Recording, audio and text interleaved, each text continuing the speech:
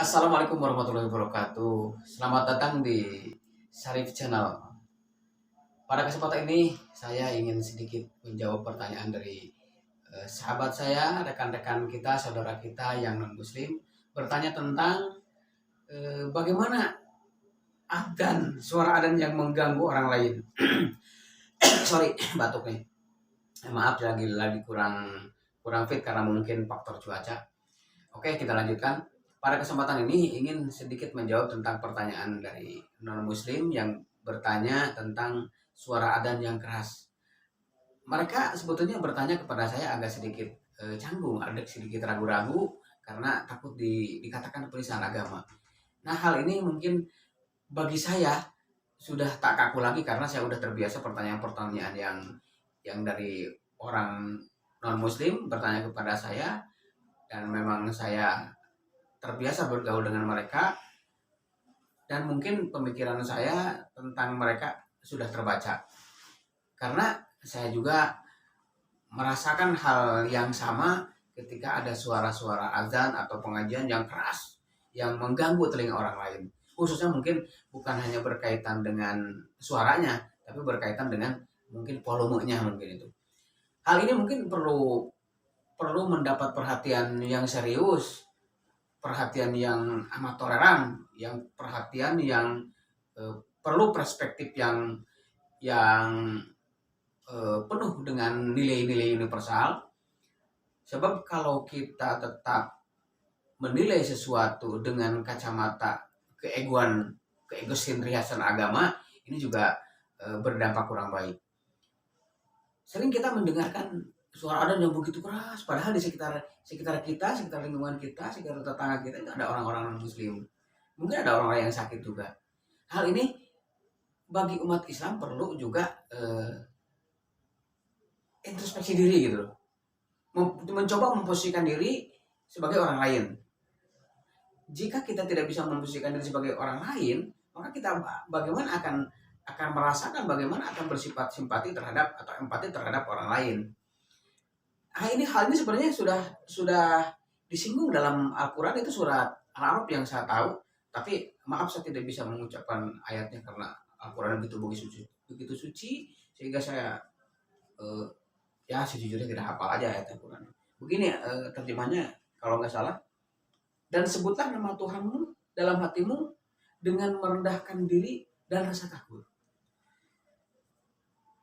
Dan janganlah mengeraskan suaramu. Itu kalimat ayat surat Al-A'raf itu sebetulnya dalam beberapa pendapat para ulama yang saya temukan di beberapa buku terjemahan itu juga menjadi pelajaran bagaimana kita menyuarakan azan agar tidak mengganggu orang lain. Sepertinya ini dianggap, wah ini sentimen, wah ini nggak suka azan. Nah itu salah.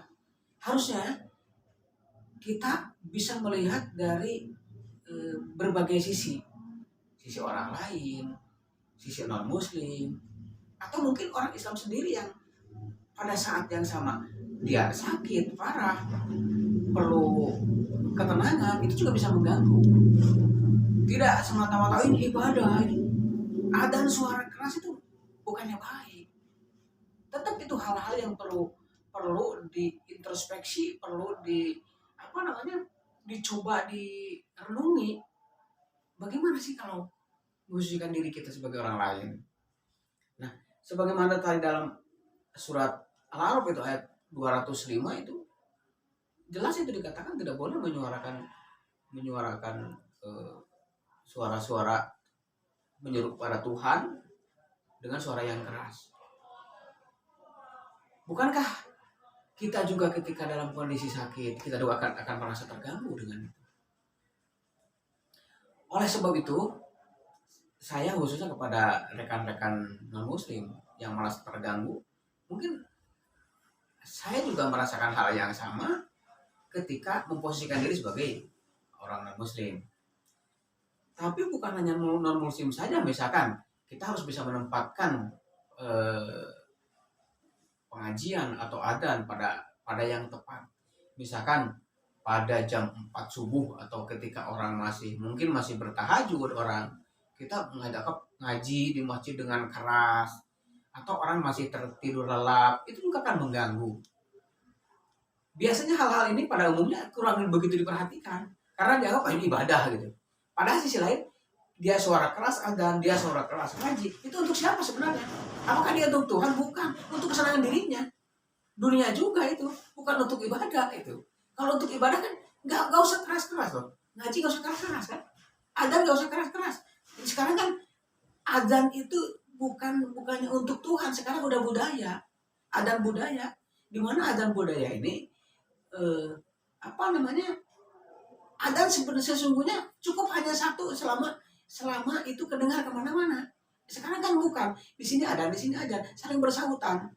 Kadang-kadang itu tidak sampai kepada esensi adzan sendiri. Adzan itu kan untuk didengarkan, ketika ada hayal sholat dijawab oleh kita orang. Ini kan enggak, ini belum selesai, ini belum selesai, nyambung lagi adzan lagi gitu kan.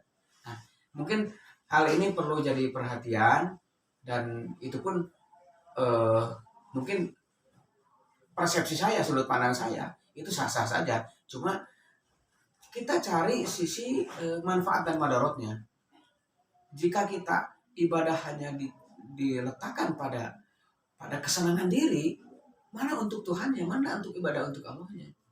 Ngaji di masjid dikeraskan, itu hanya dipuji, hanya untuk diharapkan dipuji orang kan, hanya ria kan.